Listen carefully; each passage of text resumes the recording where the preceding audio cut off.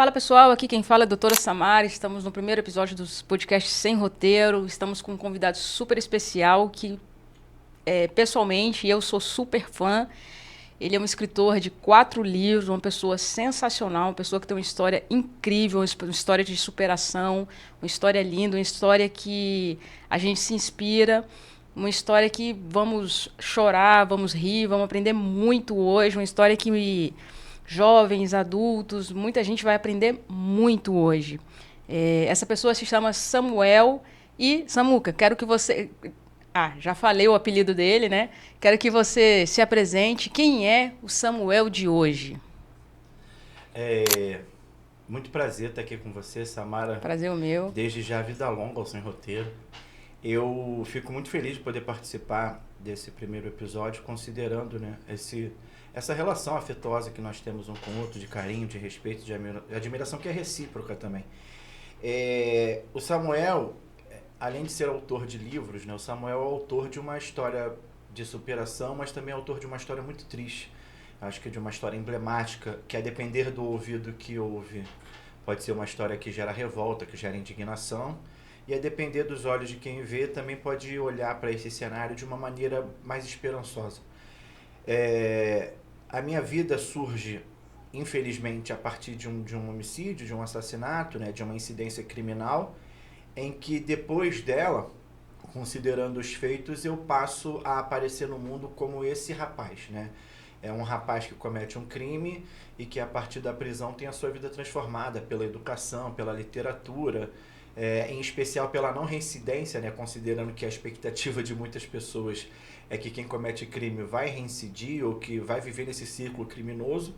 E eu, curiosamente, não revivi essa tragédia, muito menos essa reinserção criminal, e passei a experimentar a vida a partir desse olhar, né? Consequentemente mais humano, mais simples, mais assustado também, mais amedrontado, mas em certa medida com a força de viver. E talvez essa força, né, para estudar, para escrever livro, para se colocar no mundo, né? Eu nunca ocultei a minha condição, e nunca fiz disso um proselitismo também, que fique claro, mas era importante encarar a vida como ela era. E a gente encarar a vida com todos os bônus e todas as glórias tem os seus desafios. Mas encarar a vida também com seus vícios, com as suas fraquezas, com seus defeitos, passam por alguns processos que quando a gente se depara com isso, as pessoas falam, nossa, que desserviço, ou nossa, que surpreendente. Seja como for, esse é o Samuel que se coloca no mundo e que eu tento apresentar para você a partir daqui, de acordo com a conversa, situações específicas da minha própria vida, da minha trajetória, da minha formação acadêmica e construção literária, para que a gente consiga se desenvolver na nossa conversa. Legal, Samuca. Samuca, assim, eu tenho tanta coisa para falar, né? Desde o seu primeiro livro que eu li, que é o Além das Grades, encantada com o livro, tantas histórias. Li, fui no lançamento e, enfim, acompanhei diversas palestras, sou sua fã de verdade, acho que ela inspira muito. Uma frase que eu li no teu Instagram ou em algum lugar, porque você escreve muitas crônicas, né? Você coloca a gente para pensar, né? De que a pena existe, ela tem duração, né? Ela tem o prazo, mas que alguma coisa é perpétua. A pena de prisão ela tem um limite, né? Mas o castigo ele ele é perpétuo, né? Porque provavelmente as pessoas na rua, ou os traumas que você fica por ter feito, ou a forma que as pessoas te tratam, né? Em algum lugar eu li na vida que eu aprendi a diferenciar a pessoa que comete o crime do criminoso, né? E é justamente essa questão que você fala, né? De ser reincidente ou não, né? E eu queria que você explicasse um pouco se foi justamente o que causou, o que te motivou óbvio que faz parte do teu caráter, né, a não ser reincidente, mas se o que te ajudou foi a tua família, né, a participação familiar, o apoio familiar, obviamente a questão educacional, né, de você estudar lá dentro, dar continuidade. Queria que você falasse um pouco de como foi sua trajetória lá dentro, referente a estudo, de como que foi sua reinserção social aqui fora. Bem, assim, como você havia dito, a minha reflexão parte dessa perspectiva, né? A prisão, ela é temporária, ela tem um limite de anos. Já a pena, ela se torna perpétua porque ela está relacionada diretamente a como que você lida com a incidência criminal. E isso não tem nada a ver, né? Ao eu dar um caráter perpétuo para a pena, eu não estou eternizando o castigo e nem estou sobrepujando de culpa, algo do tipo, para você a pena é perpétua porque você vai ser um eterno culpado. Tem um trabalho meu, um podcast que falava sobre o eterno devedor. E eu acho que houve uma captura muito interessante ali do que eu tento transmitir a partir dessa relação que não é com a culpa, ao menos ao meu ver, mas sim com a responsabilização, né? Assim, você precisa ser responsável pelo que você fez. Então, para você ter ideia, hoje eu trabalho como motorista e quase todos os dias eu passo próximo, quando não em frente, do local onde eu cometi um crime. A minha pena já acabou. Minha pena acabou em 2019. Hoje é 2025. E eu sempre, quando eu passo por aquele lugar, eu falo assim, cara, foi aqui. Eu tenho muita dificuldade de lembrar do que aconteceu. Tipo assim, não sei se foi um apagamento de memórias. Eu lembro de coisas, mas eu não lembro de toda a dinâmica. E ainda assim, ao passar ali, eu falo, cara, foi aqui, aconteceu isso. Aqui que minha vida mudou. Aqui que eu renasci, aqui que eu morri, aqui que eu me redescobri. Então, assim, isso está atrelado ao crime. Coisas que a sentença não vai contemplar nunca. Coisas que qualquer odioso de plantão de internet, que não tem noção da sua vida, ou talvez tenha noção dos dramas também, porque o fato de a pessoa estar na internet falando o que quiser não deixe imune a qualquer tipo de sentimento, né? Talvez ela tenha uma experiência de violência dentro de casa e tudo, e também pode opinar, o problema é dela. Mas a questão de olhar para esse cenário foi, cara, as pessoas não têm dimensão de que a pena não tem fim.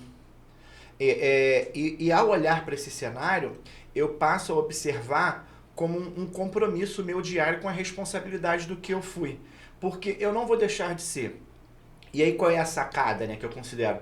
Eu não deixo de ser um criminoso, né, por ter cometido um crime, mas também não deixo de ser o filho da minha mãe. E quando eu remonto ao cenário familiar, sobretudo materno, eu estou buscando na memória pilares de carinho, de cuidado, que nunca me projetaram para uma condição criminosa, né? Então, assim, minha mãe nunca, quando me pariu, me pegou no colo pela primeira vez e disse, esse aqui vai ser um grande assassino, sabe? Esse aqui vai fazer mal para muita gente.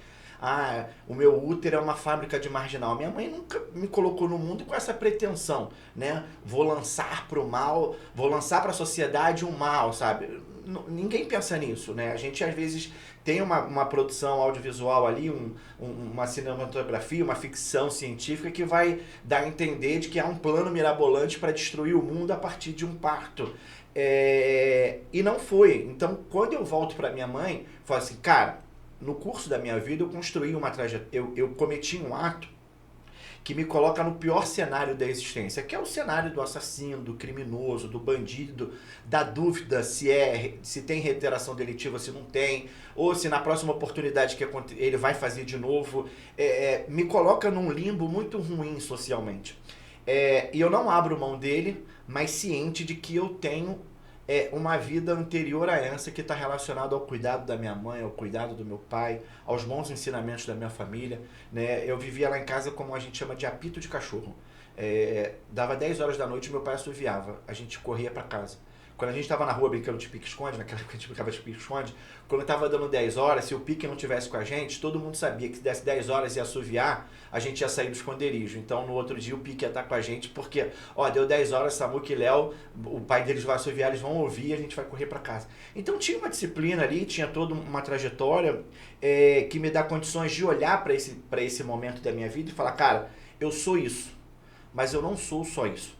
O que acontece é que, veja, a gente iniciou o podcast a partir dessa figura que surge no mundo de acordo com o crime cometido.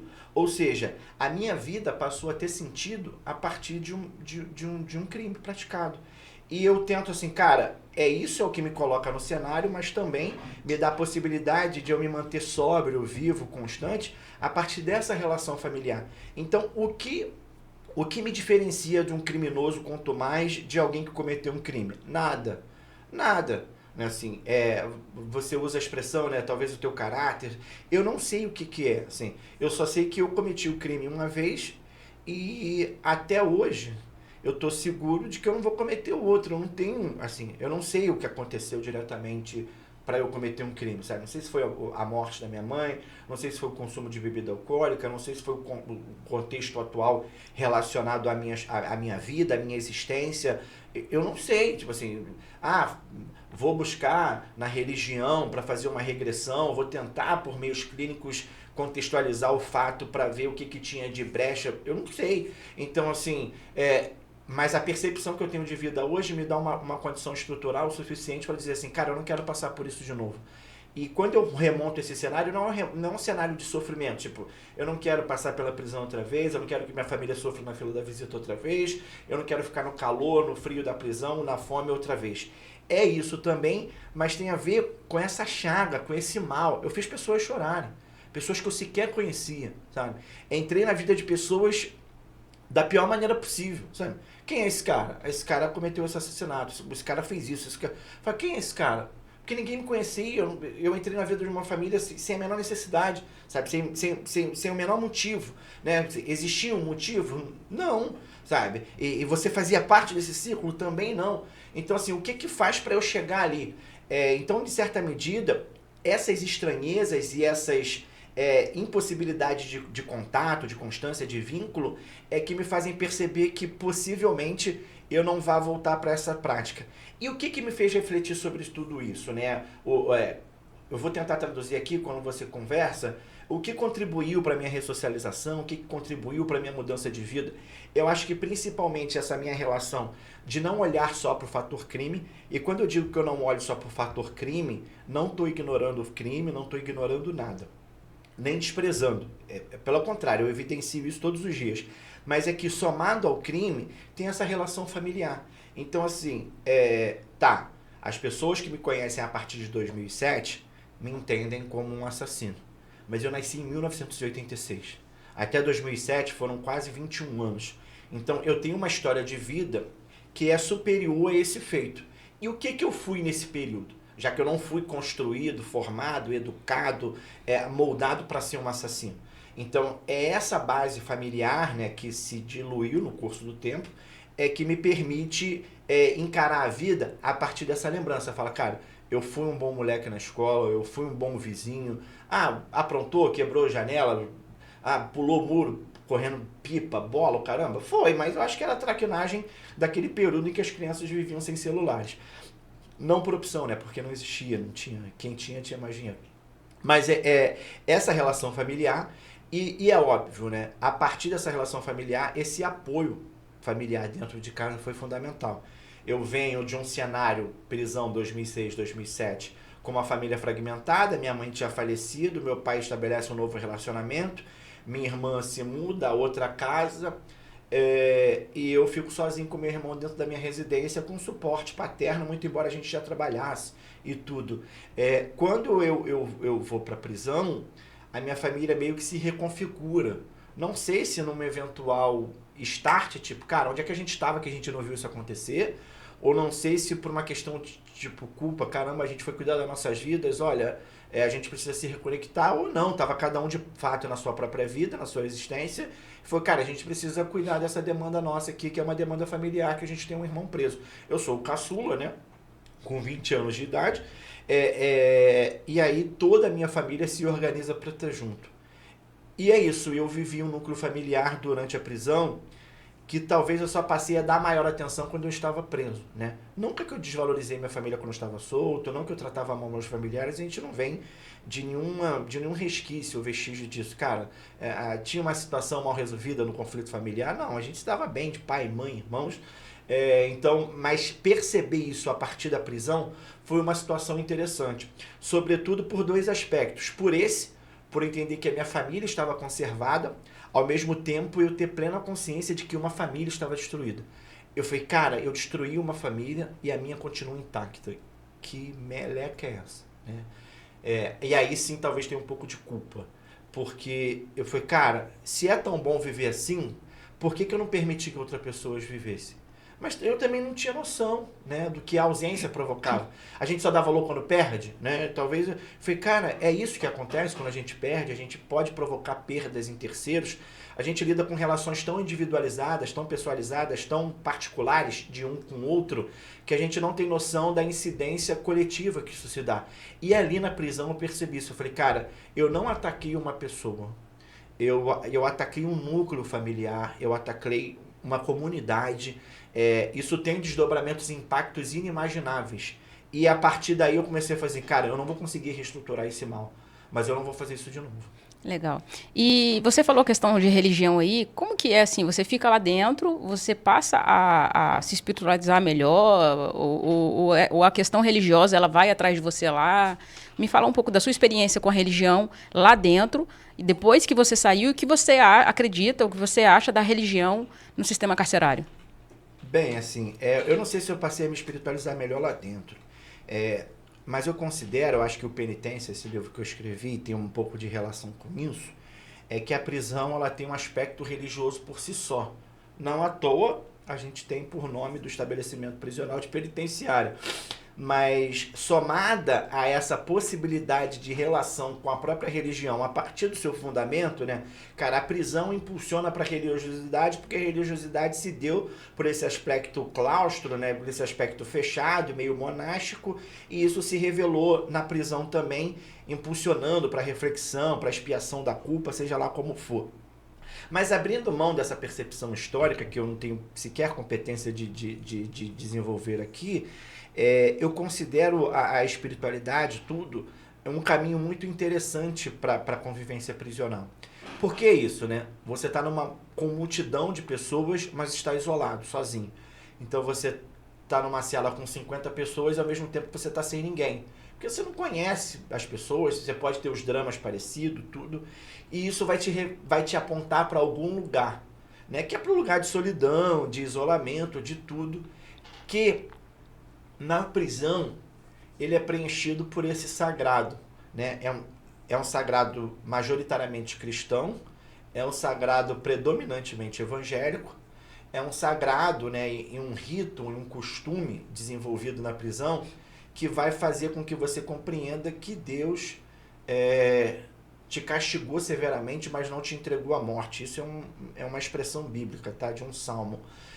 E a partir dessa percepção bíblica, você começa, somado a outros textos da própria Escritura Sagrada e tudo mais, perceber, né, ou ser convencido, ser manipulado, ser orientado, ser esclarecido,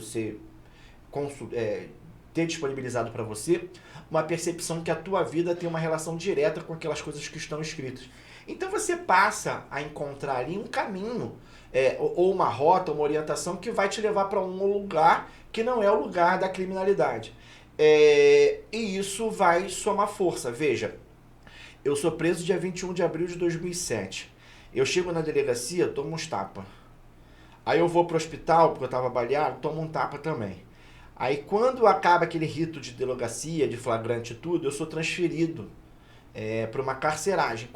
Durante a carceragem, durante o trajeto, por isso eu falo assim, cara, nunca vi história como a tua, caramba, bababá, mas tu vai morrer na cadeia. Tu vai tomar umas porradas, aí o caramba, tá bom. E aí você chega na cadeia e fala, pô, mano, tu tá morto. Assim, não tá morto que alguém vai te matar, não. Mas, pô, teu crime vai resultar em muita pena, o cacete, tu vai se ferrar. Caramba, tu tá ferrado. Só coisa ruim, sabe? Negativa, relacionada à realidade do cenário ou terror, sei lá qual é. Eu sei que quando eu chego na cela, para além daquela apresentação formal ali, quem é você, de onde você vem, o que você fez, um rapaz chega para mim e fala assim, ó, Deus te perdoa, Jesus te ama. Aí eu falei, tá, valeu, mas não bota Jesus nessa parada aí não, Deus é o caramba, não tem essas coisas não. Aí falou, não, cara, Jesus te ama, assim, ele te perdoa e ele vai reconstruir tua vida. Eu falei, não, minha vida tá boa, eu tô pagando cadeia, tem que reconstruir a vida de quem eu matei. E assim, foram quase que com essas palavras, assim, eu criei uma repulsa muito grande, eu falei, cara, chega dentro da cadeia todo fodido, vai falar que Deus te ama, o cacete, se Deus me ama, aí eu acho que até a frase do livro, quase, falei, pô, se Deus me ama, por que ele deixou que essa porra acontecer, você sabe? Eu cheguei confrontando, eu falei, não tem Deus nessa história, tem uma maluquice, uma condição humana muito louca, mas Deus não.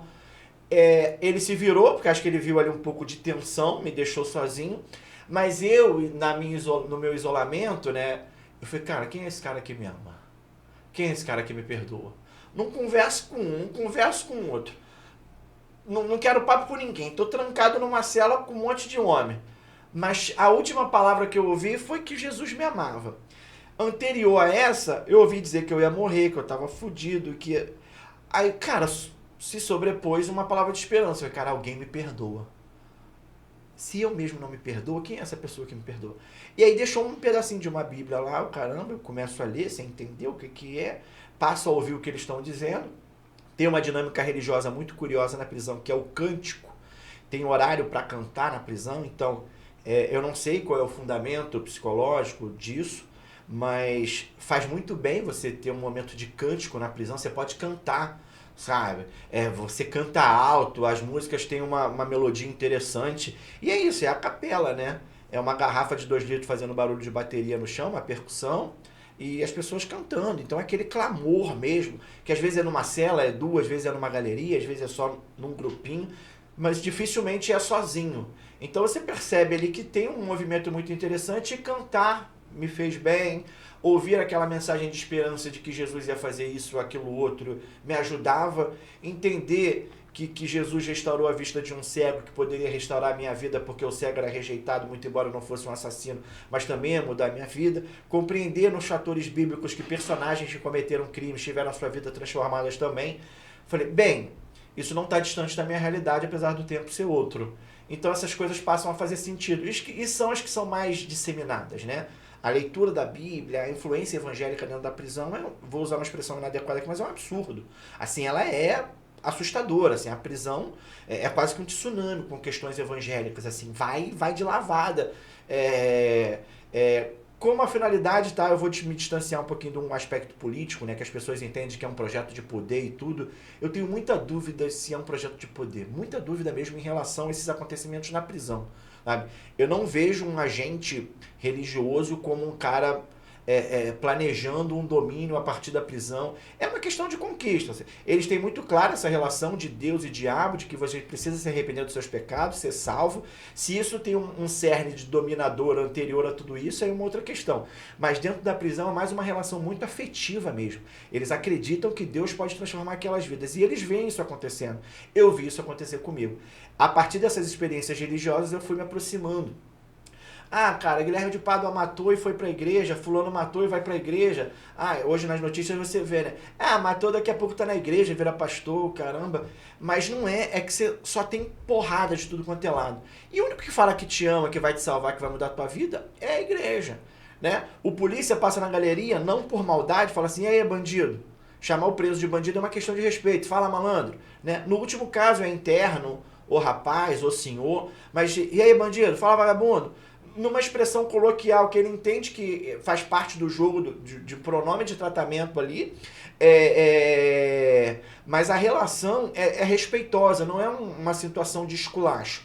E, pô, você olha o que não é indigno, né? Ser chamado de bandido. Fala aí, vagabundo. E aí, marginal? É de boa falar isso. Aí você tem essa expressão, institucionalmente você vai ter ou interno, avança, interno, mão para trás e cabeça baixa.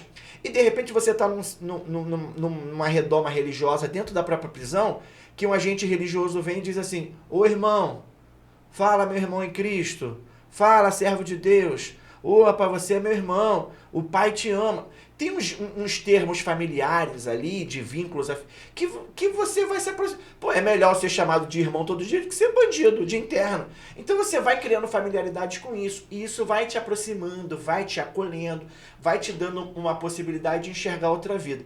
Então, assim, não é uma situação de esperteza o cara sair, ir pra cadeia, cometer crime pra cadeia e virar pastor e ser crente porque é benéfico. né? É sobretudo uma questão de acolhimento, de voltar a se sentir agraciado, perdoado, cuidado, e a partir daí ter uma nova vida. E eu gostei muito dessa relação com a igreja, principalmente pelo senso coletivo, né? Eu nunca culpei o diabo pelas merdas que eu fiz, mas me dava a entender muito claro que eu poderia ser uma nova pessoa, né? Que eu poderia seguir uma nova vida. E essa perspectiva de novidade de vida, fora da percepção criminosa, é que me fez ter uma relação direta com a influência na prisão. Ah, legal. E começando a sair da prisão, eu queria que você falasse da questão educacional, né? Eu queria que você falasse da sua formação profissional, da sua formação educacional e como foi estudar lá dentro, como foi... Você estudou lá dentro, né? Você ficou saindo, entrando, etc. E como que hoje, começar a falar um pouquinho, sair de lá de dentro, falar da sua vida de hoje, né? Inclusive crossfiteiro, pai, esposo. Crossfiteiro é um assunto eu não vou sair da prisão a conversa toda, né? Então, pra gente falar da educação, eu vou falar a partir da prisão. Sim. Porque, muito embora eu tivesse estudado aqui fora, né? Eu estudei no Liceu Literário Português, um colégio legal, que existiu aqui no Rio de Janeiro e tudo. Mas quando eu paro na prisão é que eu vou me desenvolver, né, numa percepção de vida talvez mais madura com a educação. E foi essa oportunidade de estudar na prisão que me dá uma condição de vida para tudo. Então, assim, é a partir dos estudos, né, na escola que existia no presídio, que eu consigo prestar vestibular, ainda preso, e com esse vestibular, né, uma vez aprovado, eu não consigo nada, porque eu ainda tinha pena para cumprir em regime fechado, vou para o semiaberto. Quando eu vou para o semiaberto, eu tenho uma nova aprovação, e é a partir dela que eu começo a ter uma experiência educacional de nível superior, né? Então eu passo aí para a faculdade todos os dias e voltar para a prisão. Essa relação extramuros, aí eu já vou começar a sair da prisão devagarinho. A partir dessa relação extramuros, né, que é um contexto de saída temporária, que foi mantida pelo Sérgio Moro agora nessa lei do Sargento Dias, que acaba com a saída temporária no Brasil, mas que alguns aspectos foram mantidos, e é interessante ver o Sérgio Moro destacar que a emenda prevaleceu, né, de que acaba a saída temporária, mas para fins de estudos técnicos de ensino superior, a saída foi mantida. E é muito interessante ver que ela se manteve e foi uma saída temporária para fins de estudo, né? Eu não saí da cadeia para poder visitar minha família, eu saí da cadeia para ir para a faculdade e voltar. Saí às 4 horas da tarde, tinha que voltar às 11 horas da noite. A minha família foi na faculdade, me veio, caramba, mas... eu não tive essa saída temporária de sair 7 dias, caramba. Eu saía para ir para a faculdade todo dia e voltava. E aí eu começo a ter uma relação com outras pessoas, né? Conhecer a vida e tudo. Curiosamente, é na faculdade que eu conheço a minha namorada, que se tornou a minha esposa. Então é a partir dessa minha relação educacional que eu vou me constituindo como cidadão, como família, como tudo. No contexto da universidade, eu percebo essa capacidade de escrever, de falar, né? Eu sempre fui um cara meio carão, né? Então, cara, o que está acontecendo? É isso, né? Você me perguntou aqui no Sem Roteiros o que você não gostaria de falar. Eu não tenho dificuldade de falar, mas sempre reforço isso, não estou ostentando nada. Acho que eu tenho vergonha de ter cometido crime, tenho tristeza, tenho raiva, porque é uma parada que eu não tinha necessidade, sabe? Tem dia que eu paro na minha vida assim e falo, cara, por que eu cometi um crime? As pessoas falam assim, olha Samuel, o que aconteceu contigo? Agora você está numa vida nova. Às vezes eu lido com religiosos que falam assim, todas as coisas cooperam para o bem daquele que ama a Deus. Eu falei, é isso, né? Para eu mudar de vida eu precisei matar alguém, então o crime compensa. E as pessoas percebem que, cara, é isso, a minha vida é conflituosa de você entender. Mas é a partir dessa minha relação com a educação que eu vou me descobrindo, né? Na possibilidade de escrever, de se admitir, de ser rejeitado por colegas da turma, né? Então, existiam pessoas que não queriam me dar boa noite. Eu não estou falando isso por coitadismo, não. Estou falando assim, cara, você vai viver estranhamentos que não são fáceis, né? E aí como é que você lida com isso? A Samara não me deu boa noite, ela tá sendo preconceituosa comigo, eu não vou mais sair. Ou vou fugir, sabe? Você tem que encarar, meu irmão. Você é um cara que cometeu um crime, você quer chegar na rua e todo mundo ficar rindo pra sua cara? E isso me ajudou no processo de eu entender. Pra você ter ideia, eu cheguei na faculdade, e da faculdade dava pra ver o presídio que eu fiquei preso. E aí a gente já tava conversando, eu falei, eu fiquei preso ali por 6 anos, o caramba. Aí você ficou preso nada, a gente ficou brincando. Eu falei, eu cumpro pena, algumas pessoas sabiam, outras não. E você ficou preso por quê? Eu falei, porque eu cometi um homicídio. A menina falou assim, você matou uma pessoa? Eu Falei, foi. Ela saiu correndo no corredor da faculdade, correndo. Aí uma menina que tava do lado falou, Samuel, desculpa. Eu falei, desculpa não. Vai lá e conversa com ela. Tipo assim, não sou eu que preciso de desculpas. Eu preciso me desculpar com ela, porque eu falei assim, achei que ela sabia. E nessa hora, tipo, você tem um conflito nítido ali, que você precisa resolver e que você não é nenhum coitado.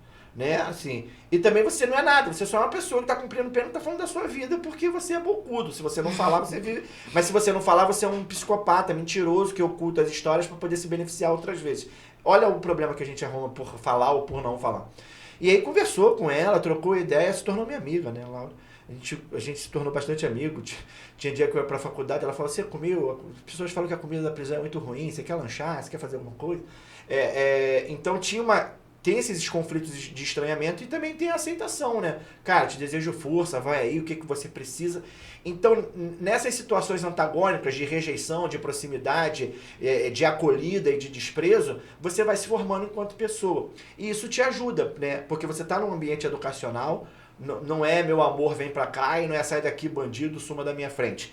Pode ser em algum momento esses dois, mas você vai se formando como pessoa, entendendo os desafios. Então, esse processo educacional, que acabou em 2019 e 2020, foi muito importante para mim. Porque é isso, eu entro na UERJ para fazer pedagogia, no meio do caminho eu percebo que não me cairia bem a condição de professor, e eu saio da pedagogia por 2 motivos. Primeiro, porque eu queria fazer um outro curso, mas o principal deles era tipo assim, cara, como é que eu vou falar para um pai de aluno que o filho dele tá errado, e se o pai do aluno souber que eu sou um assassino, vai falar, um bandido quer dar lição de moral pro meu filho, dizer que é certo. Em algum momento isso aparece. Uhum. Nos grandes tensionamentos, a pessoa vai jogar isso na sua cara.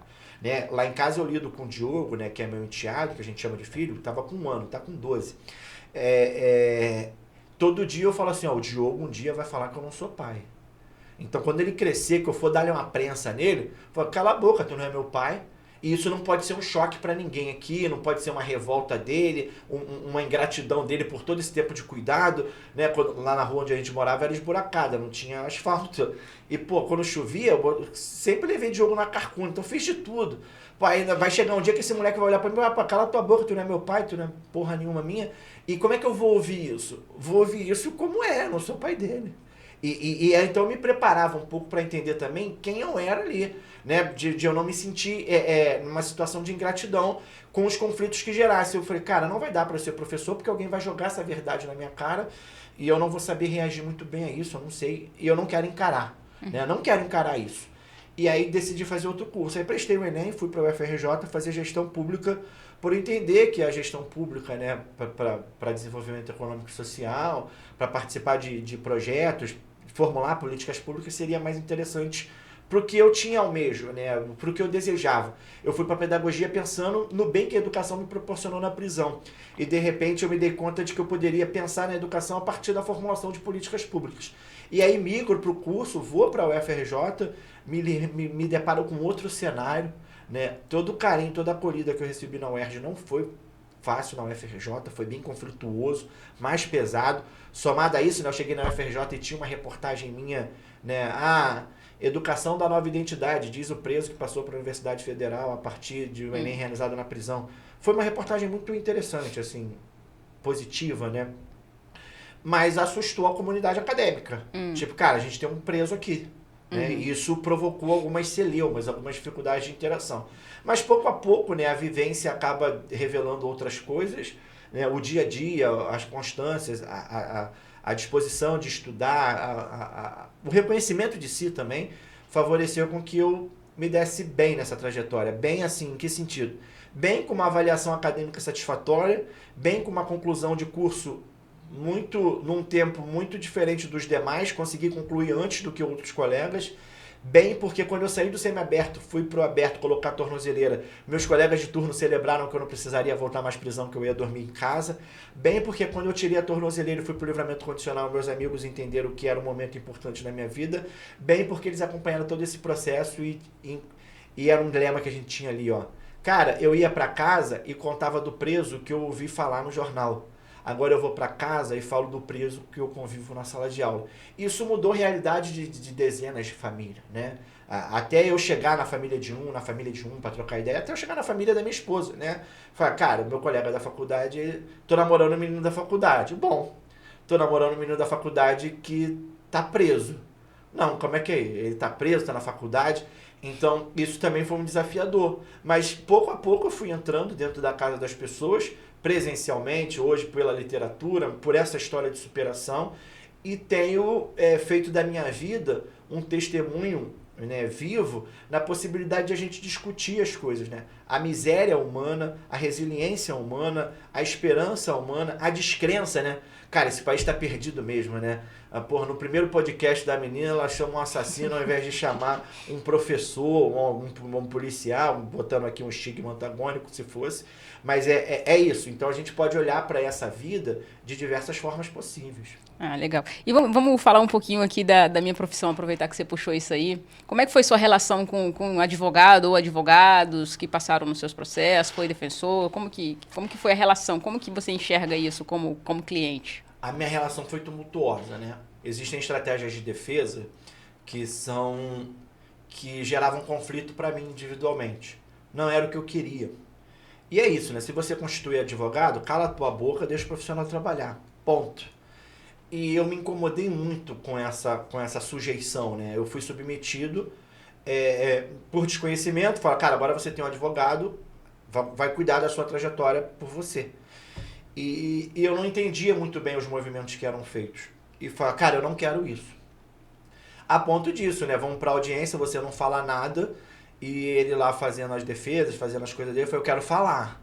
E o promotor quer te ouvir, né? Opa! Ele falou que quer falar. Não, meu cliente não vai falar. Foi o que eu gostaria de falar, inclusive para renunciar à defesa. Calma. Aí o juiz também quer te ouvir, mas não pode renunciar à defesa porque senão vai suspender o ato ali, o caramba. Foi, cara, eu só quero falar. E aí já era, né? Deixou eu falar. Assim, eu só queria falar que eu era a pessoa que tinha cometido o crime, mas que aquela história contada, né, seja em jornal, seja em delegacia, não era a história verdadeira, como não era. E eu só queria contar o que aconteceu. Cara, o que aconteceu foi isso, sabe? Né, tinha uma estratégia, né? O meu crime é um crime contra uma mulher. E as pessoas entendiam que o meu homicídio tinha a ver com uma relação afetiva, como se eu conhecesse, como se eu fosse namorado, como se eu fosse marido. E eu não conhecia essa pessoa. Né? Foi um crime de execução. E, cara, não fala isso vai ser muito ruim pra você. Eu falei, cara, eu só preciso contar a verdade. Uma coisa muito curiosa que aconteceu na audiência, aí o juiz falou assim, agora você quer falar a verdade, né? Tá no ar-condicionado, tá seguro, né? Eu falei, não, eu só quero falar a verdade porque eu quero dormir bem. Quero ficar bem, eu vou pagar o que eu tiver que pagar, mas eu quero ficar em paz. Não é estar seguro, né? Eu lembro, eu falei, cara, eu não quero estar seguro. Eu quero dormir bem. Quero ficar bem diante de Deus e diante das pessoas. Curiosamente, depois eu descobri que tem na Bíblia uma passagem parecida. Porque eu quero ficar bem, ter uma consciência justa diante de Deus e diante das pessoas. E eu quebrei a defesa. Né? Consequentemente, daí eles tentaram permanecer e eu pedi para tirar. Assim. Mandei e-mail para quem estava pagando os advogados para mim, que era da minha família, tá? Não foi o mandante do crime que pagou advogado nenhum. Nem me pagou também, eu não cometi crime por dinheiro. E aí eu fiquei com a Defensoria Pública. Essa minha relação com a Defensoria Pública foi muito bom, dada essa história, né, de que alguém faz algo por você de graça e não é verdade, são profissionais também, tudo. Mas a minha relação com a Defensoria foi um pouco melhor, né, assim, foi muito boa até determinado ponto, né. É isso, né? Quando a pessoa passa a não te beneficiar mais, ela não presta. E não é isso. Mas a Defensoria tem o seu esgotamento de funcionalidade, de tudo, de material, de recurso humano, de volume de processo. Mas foram eles que me acompanharam até o júri, foram eles que me acompanharam até a revisão criminal, ao recurso, né, interposto pelo Ministério Público. Foram eles que me acompanharam na saída temporária e eu criei uma admiração enorme pela Defensoria Pública, né? A ponto de, quando eu fui aprovado, né, para o vestibular e eles peticionaram, fizeram tudo, tinha que uma questão meio inaugural ali, tipo, caramba, o cara passou pela UFRJ, o cara passou pela UERJ, e aí, pô, vamos tentar fazer isso, como policiais também me ajudaram, policiais penais, diretor de cadeia. Eu lembro de um diretor de cadeia que falou assim para mim, se eu te botar na rua, tu foge? Eu falei, fugir para onde? Ele falou, cara, eu ouvi na Voz do Brasil que uma presa lá no Ceará saiu, tá no regime fechado e tá com tornozeleira indo pra faculdade e voltando. Se eu conseguir isso pra você, você volta? Eu falei, volto. Papo de homem? Eu falei, papo de homem. E aí é isso, numa conversa que não teve efeito prático nenhum, mas teve outros efeitos de sentimento, de tudo. Falei, cara, o cara tá apostando em mim, sabe? E aí conversou com o defensor, a gente tentou, não deu em nada, né? Eu tava cumprindo pena em regime fechado, fiquei, perdi a matrícula, estudei de novo, mas eu via defensores atuar. Durante essa saída extramuros, né, tu vai conhecendo advogados, vai conhecendo pessoas, essas pessoas passaram a me ajudar também. Felizmente ou infelizmente eu tive uma relação direta com um colega que estava cumprindo pena, fazendo direito, se tornou advogado. E aí a minha relação foi muito mais intensa com advogados, porque quando esse cara se forma e monta um escritório e descobre que eu estou desempregado, ele fala assim, você vai trabalhar comigo, irmão. A gente é irmão, a gente dividiu o dinheiro de passagem, a gente estava preso juntos, né? A vida dele deu uma guinada, uma virada boa, e ele falou, cara, você vai trabalhar comigo. Porque a gente já, querendo ou não, a gente já se ajudava, mexia numa execução penal aqui e ali, preso em tempo de processo, né? Melhor do que advogado. Doutor, fazer esse recurso, Então a gente mexia, né? A gente fazia algumas coisas e aí eu fiquei muito mais próximo de advogados. Aquele estranhamento inicial, né, de 2007 com a minha defesa foi se modificando a partir da minha relação em 2013, 6, 7 anos depois, eu começo a ter um olhar diferente. E aí é isso, né? A celeridade, né? Para peticionar um processo, para agir aqui, para agir ali, para correr, né? Para fazer as coisas. E aí fui me aproximando de dezenas de advogados, né? De centenas de advogados hoje a nível nacional. Eu conheço advogados pra caramba e tenho maior... eu considero aquela minha relação inicial uma relação fruto de uma infantilidade, uma imaturidade de compreender a profissão e o profissional e as estratégias que ele tinha, e uma necessidade pessoal também de... Cara, como é que você vai sujeitar a minha vida e escolher o que eu digo? Eu tinha uma dificuldade de entender isso. E, consequentemente, eu passei a ter uma relação de muito carinho, de muito respeito e de admiração. Sobretudo de gratidão, né? Assim, vamos lá. A minha vida deu muito certo porque muitos advogados me ajudaram. Juízes me ajudaram, né? Tem a Cristiana Cordeiro, que foi uma juíza aqui no Rio de Janeiro, que me pegou pela mão, assim. A mulher me ajudou pra cacete, muita coisa, assim. Legal. Eu devo muito a essa pessoa, assim, Cara, você se tornou uma pessoa boa porque eu tinha muitas pessoas boas do meu lado. Advogados, juízes, alguns promotores, pouquíssimos promotores, tem lá também. Mas os advogados, em especial, é a galera que me pegou pela mão. Os promotores, eles esquecem, né? Que eles são fiscais da lei, não acusadores, né? Eles mas esquecem. assim, é uma relação um pouco de estigma também, né? A Cristiana passava por isso, né? É verdade que você tem um amigo que é presidiário? Eu falava, né? O Samuel frequenta a minha casa, Samuel conhece os meus filhos, conhece meu marido, o marido que ela tinha na época. Legal. Então, assim, cara, é ele. Eu lembro de um defensor público, uma vez que a gente estava conversando, o Eduardo Newton, a gente estava no Menezes ali trocando uma ideia, uma advogada, uma defensora junto com uma promotora chamou ele para conversar assim, me fez essa pergunta: Newton, é verdade que você tem um amigo que é ex-presidiário? O Newton falou assim, ele tá aqui, ó, quer que eu chame ele? A gente tava ali, né, eu não bebo, eu tava tomando água, ele tava tomando um chopp, ele falou, Samuca, passei por um problemão aqui agora. E a gente sempre conversou de uma maneira muito tranquila, né? Então, assim, eu tive pessoas do meu lado que nunca tiveram vergonha de mim, da minha condição, da minha história, nem de nada, e entenderam todo esse procedimento. Então, assim, e os advogados em especiais, né, é uma galera que me pegou pelo braço, né? Seja para participar de evento, para estar junto, para peticionar num processo, irmão, tô com um recurso aqui meu, tô com um pedido de saída temporária aqui minha, tô nessa fase de extinção de disponibilidade, tô com tudo, até hoje. Hoje, né, segunda-feira, né, o podcast não tem data, né? Mas 2 dias anterior a esse dia aqui que a gente está gravando hoje, uma advogada está pedindo a minha reabilitação criminal, de graça. Legal. Mandou uma certidão lá de R$150 para pagar. Eu falei, não tenho dinheiro, eu recebo X por mês, meu dinheiro vai para o sacolão, vai para o mercado e acabou. Eu ainda tenho conta de luz para pagar, não tenho dinheiro. Ela falou, dane-se, deixa aqui. E daqui a pouco ela me manda o protocolo da petição. Peticionou o processo, tá? Eu tô dando entrada na minha reabilitação criminal agora. Ou seja, em todo tempo, essa galera tá comigo, né? Comprando meus livros, me incentivando. A minha rede social é isso, são centenas de advogados que tá sempre compreendendo a minha reflexão textual, tá sempre apoiando a minha história de vida. Não são defensores de bandido, ou são também, mas que compreendem que existe uma vida ali para além desses estigmas que se formam na sociedade para a gente se proteger e se beneficiar. Inclusive, queria que você falasse dos seus livros, né? São 4 livros, fale um pouquinho de cada um, faça a divulgação deles aí, né? Aonde que as pessoas encontram para comprar? Eu vou até falar, mas eu tenho uma dificuldade muito grande Se eu quisesse vender livro, eu era publicitário, né? Eu sou escritor. Eu escrevi livro. Então... Não, inclusive eu vou comprar alguns, deixar aqui para poder Obrigado. eu vender, Compra porque não é mesmo, possível. compra, por favor. Mas é que... Eu tenho todos, tá, pessoal? Eu venho pra cá pra poder conversar, né? Então, toda oportunidade de fazer negócio, pode ter assim. Então, assim, eu vou falar só dos livros e quem quiser procura no Instagram da Marroca. Eu não sei fazer isso. Eu vou deixar o link disponível aí. Depois você quiser vender pra mim, você me Vou deixar ajuda. no YouTube aí pra vocês. Mas a literatura, né? A literatura prisional, ela surge a partir de desabafos, né? Eu quero escrever sobre os dilemas da prisão, sobre o cotidiano da prisão. E né, não dá para se falar isso abertamente, nem todo mundo está apto para ouvir, mas eu quero escrever sobre as coisas que eu vivi. E eu passei por uma situação na prisão muito louca, que foi um amigo oculto dentro da cadeia. A gente já estava no semiaberto, indo e voltando todos os dias, e a gente decidiu fazer um amigo oculto dentro da cela.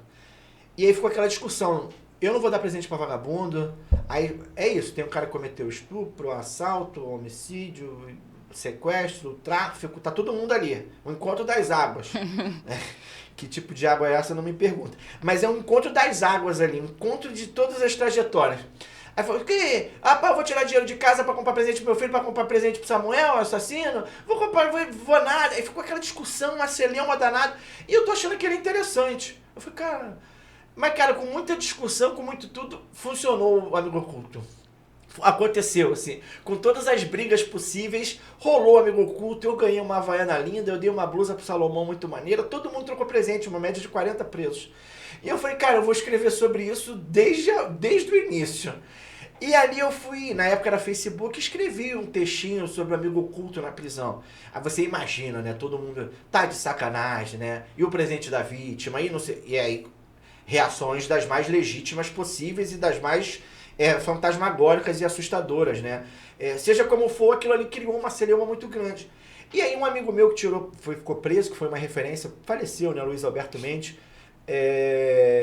Ele tinha escrito livros sobre prisão, me ajudou muito esse livro na cadeia, um deles foi As Cegas, que a professora Vanusa me recomendou quando eu ainda estava cumprindo pena em regime fechado. Eu falei, cara, esse livro me ajudou muito. E ele foi um cara que disse assim, Samuel, você precisa escrever mais textos assim. Seus textos funcionam, é muito legal. Eu falei, tá, se o cara que eu admiro por ter escrito um livro e me ajudou tá dizendo que funciona, a Vanusa também dizia, cara, você precisa escrever, porque na época eu escrevia poeminhas, né? Os poemas que se tornaram gangrenas, poeminha, olha o que eu nunca vou vender meus livros. Mas eu ficava escrevendo poema, e, cara, seus textos funcionam. Eu comecei a escrever aquilo no Facebook todo dia. E todo dia era uma fofoca nova, né, que dava mau problema, as pessoas vinham na rede social, o Facebook era o Twitter da época, e ficava aquela novela. E isso foi ganhando corpo. Até um dia que uma pessoa foi divulgar um livro de alguém que estava cumprindo pena. Esse alguém era o Thiago, que faleceu na prisão por doença, mas estava publicando um livro ainda preso. Falei, caramba, o Thiago vai lançar um livro. Eu fiquei preso com o Thiago. E fui no lançamento do livro dele, né? Que ele não pôde comparecer, mas os agentes literários, pessoas, a Luísa Bertrame, no caso, estava lá. Eu falei, eu sou o Samuel. Eu falei, cara, eu sei quem é você, você escreve, por que você não publica seu livro também? Eu falei, eu não publico livro porque eu não escrevo livro. Eu falei, e seus textos são o quê? Eu falei, não sei, são textos, são desabafos. E, cara, isso virou uma coletânea de crônicas, né, de casos, de anédotas, de tudo, e virou Além das Grades, o meu primeiro livro. Com muito desafio, muito medo, eu coloquei o livro para rodar. A Cristiana tem um fator, muita gente tem, mas a Cristiana foi aquela pessoa, fez o crowdfunding pro lançamento do livro, escreveu o prefácio, comprou a briga, sabe? Foi uma parada fantástica. E aí o livro foi pra rua. Quando o livro foi pra rua, acho que você viu, né, o que foi o lançamento do livro, você tava lá, foi na ocasião que a gente se conheceu, inclusive, pessoalmente, né? Cara, um salão lotado, um monte de... Falei, caramba, o que é isso, cara? E eu tomei gosto pela coisa. Tomei gosto pela coisa porque eu estava desempregado e o livro me deu uma dignidade muito louca. Assim. Legal. Pra você ter ideia, né? Foi com as vendas do primeiro livro que eu fui pela churrascaria pela primeira vez com a minha família, depois da prisão, né? Tem um significado disso aí. Hoje também, né? Porque comer carne... mas na época eu fui pra churrascaria e cara, assim, a gente viveu experiências muito boas de casa, de tudo. E eu tomei gosto pela literatura, né? Eu não era um escritor, eu sou alguém que publicou um livro. essa identidade do escritor não estava muito clara, até que veio o Penitência, o Gangrena, né? Então, Além das Grades vem nessa possibilidade de crônicas de cotidiano na prisão. Eu costumo dizer que o Além das Grades é a humanização da cadeia. A humanização em que sentido? Porque ele dá contos ali de situações rotineiras do dia a dia que você fala, caramba, acontece isso na prisão, é a vida. E aí depois vem os poeminhas, né, que é o Gangrena, que eu escrevo só poemas sobre a prisão. É um livro muito ruim, muito duro de se ler, porque os poemas são poemas muito pesados, né, assim. Eu fico lendo às vezes o poema e falo, cara, como é que foi isso, né? Agora, recentemente, eu publiquei uma poesia chamada Bolsa Pesada, tá no livro. E uma colega ficou lendo o poema, eu comecei a chorar. Falei, caraca, mano. E se eu falar dele agora aqui, vai me emocionar um pouquinho de novo. E eu falei, cara, como é que você escreve isso, cara? O que aconteceu pra escrever essa porra, sabe? E eram poemas muito duros, e virou um baita livro. Não à toa, ele é bem desejado. Sempre utilizado. E eu já estava me tornando esse escritor, escrevi o Ressocializado na Cidade do Caos. Tem uma pegada mais ensaística, eu estou discutindo só a ressocialização, e ele funcionou muito bem porque eu considero um livro muito interessante, né? Voltado para o tema da ressocialização, né? Não tem um artigo de lei no meu livro, mas é como a ressocialização se dá. Uhum. Não à toa o título é Ressocializado na Cidade do Caos. E por último, né? Foi o Penitência, que é essa relação da influência da igreja evangélica dentro das prisões. Não é um domínio da igreja evangélica nas prisões, mas como esse fenômeno evangélico na prisão funciona. Como é essa cadeia, como são os crentes, como é a polícia, como se relaciona. Cara, eu tentei desnudar, não fiz isso com muita maestria, mas eu considero que é um achado muito interessante para a gente observar a igreja na prisão. Faltou muita coisa. Faltou dizer muita coisa boa que a igreja faz na prisão, faltou dizer muita coisa boa que acontece dentro da prisão a partir da igreja, mas também faltou dizer muitas coisas negativas que acontecem na prisão por conta da igreja, mas o resultado foi satisfatório. Ele tem esse olhar mais clínico, né, e curioso sobre esse fenômeno evangélico na prisão. É um baita livro. Pena que ele ficou entendido como se fosse um livro evangélico, sabe? E é um problema, porque os evangélicos não gostam dele, porque quando lê a parte que fala mal dos evangélicos, os evangélicos ficam bravos. E os presos também acham interessante, mas não se apega muito em certa medida. Mas é um baita livro, que eu diria assim, de um caráter antropológico muito interessante. Mas, né, eu não sou publicitário, então não sei vender meu livro. Eu só sei escrevê-los. Mas eu tentei descrever esses 4 aqui para vocês de uma maneira muito tranquila. E estou escrevendo o 5º, tá? Ó, gente, então perfeito. Vou deixar o link aí embaixo para vocês poderem achar depois para ler. Samuel, quero agradecer a sua presença e queria que você deixasse uma mensagem aí para as pessoas, para os jovens, sobre tudo que você passou ou sobre o que você quer para o futuro, da sociedade. Enfim, fica à vontade aí, a palavra é sua. Essa é a parte triste da história, né? Porque a gente só vive, né? E tentar formular alguma coisa para esse momento de encerramento e tudo, ele surge como desafiador porque a vida de cada um é a vida de cada um, sabe? O Samuel deu muito certo. O Samuel teve família do lado, teve amigos do lado. O Samuel teve a Samara, né, para dar um abraço, para apoiar, para comprar livro. Eu fui ajudado por muita gente. Então, para a comunidade prisional, que é sempre muito cercada pelo medo de que aqui fora todo mundo os odeia, verdade é que muita gente odeia o preso. Até conhecer, quando vê, fala, caramba. É um ponto de curiosidade. Então, assim, para a comunidade prisional entender que não precisa ter tantos medos. Tem muita gente que torce pela nossa transformação, pela nossa mudança, ainda que não goste da gente, né? Meu pai não gosta de preso, meu pai diz que bandido bom tem bandido morto, mas tem um filho preso dentro de casa e ele não quer que o filho dele morra. Uhum. Então o filho dele tem amigos que já são presos e meu pai não quer que os amigos, que eu sofra por conta dos meus amigos, não torce pelo bem dos meus amigos também por minha causa. Então há uma disseminação do bem, de boa esperança, de querer bem, que a gente não vê, porque a gente está sempre assustado, né, com essa situação de que ninguém gosta da gente. Eu visitei uma prisão recentemente que o discurso dos caras, eu sei que lá fora ninguém gosta da gente. Falei, ninguém não, muitas pessoas não gostam de vocês, mas na mesma proporção tem muita gente que gosta de vocês. Pode não gostar de você, não apoiar o seu crime, isso é legítimo, mas torce por você. Então, para a comunidade prisional é que não perca a esperança. Né, no sentido que existem muitas pessoas que querem que a gente mude a nossa vida. Para os familiares de presos, em especial, é que é isso, o que aconteceu comigo pode acontecer com muitas pessoas, não é o fim. Né? Meu pai adoeceu, achou que eu não ia sair da cadeia, e de repente meu pai estava me abraçando num pátio de uma faculdade. Depois ele me abraçou em casa. Então, e hoje a gente continua abraçados. Então, meu pai já me esperou sair da porta da cadeia. Depois ele já foi sair na porta do trabalho. Então, hoje a gente se espera para fazer alguma coisa. Então, assim, não percam a esperança. E para a sociedade, de uma maneira em geral, acho que uma mensagem pública, ela é um problema, porque é isso, cara, independente de você, as coisas acontecem. E eu acho que é um pouco disso, assim.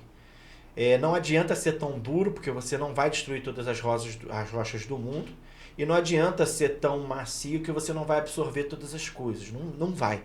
Mas o que eu queria deixar claro é que, apesar de toda a fragilidade humana, ainda assim isso é a condição humana. Então, a minha raiva, o meu ódio, o meu ato reflexivo que me levou a cometer um crime, pode ter a mesma gênese odiosa que você que não gosta de bandido. A depender do cenário, isso pode acontecer. E a prisão, ela faz parte da nossa vida. Assim. A prisão, ela faz parte da vida. Ninguém quer passar por isso. E que bom que ninguém queira passar por isso. Mas a gente entender que existe uma proposta que, para além do pretexto institucional, de institucionalidade e tudo, existe uma demanda nossa. Assim. A gente precisa acreditar nas pessoas. Né? E isso exige com que a gente tenha força nesse momento para se afastar sem tacar pedra e de se aproximar sem querer abraçar, né? Sem tanto ódio, sem tanto romantismo, mas o suficiente para a gente compreender de que as pessoas precisam viver a vida delas e deixá-las viver a vida delas talvez seja o melhor cenário. E é um pouco fechando, porque eu já esgotei todos os tempos possíveis, usar uma expressão que está na moda, que é a vida presta, sabe? A vida presta. E falar isso é muito duro, porque a vítima do meu crime não pode dizer isso, né? Ela morreu. E mesmo que eu morra aqui agora por justiçamento, por castigo, por raiva, nada disso vai retroagir para se tornar uma comunidade melhor. E talvez eu colocando a minha cara a tapa, é muito duro fazer isso sempre, né? Eu já tô com a vida estabelecida, aparecer aqui mais uma vez como alguém que cumpriu pena por assassinato, por tudo, é remontar todas essas coisas. Mas é porque eu acredito numa convivência comum em que a gente supere as indiferenças mais drásticas e tão ruins quanto essa e acredita que possa viver. E é isso, a gente pode viver porque a vida presta. Não estou pedindo uma segunda chance, porque se eu tivesse uma segunda chance eu não passaria por metade das coisas que eu passei, mas o que eu estou pedindo é para que a gente tente permitir com que as pessoas vivam. E isso eu digo para os meus colegas também, tipo, permitir com que as pessoas vivas é ter a certeza que eu não vou cometer outro crime, né? Foi, cara, olha que demagogia, matou os outros, agora quer viver. Se eu pudesse me matar, me matava, não tenho coragem, né? Eu sou covarde a esse ponto, verdade, mas eu quero viver. A sociedade, ela chega a ser hipócrita quando ela pensa que a pessoa vai sair e vai continuar naquela vida, naquela ação, né? Enfim. E é isso, assim, eu acho que de uma maneira geral é que a gente precisa... Cara, é um tom religioso, um tom filosófico, é um tom que desejar que as pessoas ouçam que tenha. Mas a gente precisa dar a chance, né? Ser mais humano, dar a chance. A gente está sendo muito humano para permitir que a ira funcione. Sim. Mas a gente precisa ser mais humano para entender que a miséria humana faz parte. Eu acho que o Dostoiévski deixa isso muito claro nos seus escritos, né? Em relação à miséria e à condição humana, até onde o ser humano chega. Então, na mesma proporção da raiva, para ter um equilíbrio tudo, a gente consiga amar os nossos e os diferentes. E isso tem sido preconizado desde muito tempo, né? Seja por escritos religiosos ou seja pela própria filosofia da vida. Mas compreender essas diferenças, para além do antagonismo, na possibilidade de compreensão que dá para viver, é importante, né? Então que a gente consiga fazer isso. Eu sou péssimo de vender livro e de dar a mensagem final.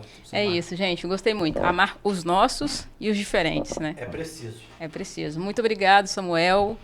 Gente, compre os livros do Samuel. Este foi o primeiro podcast sem roteiro. Muito obrigado e até a próxima.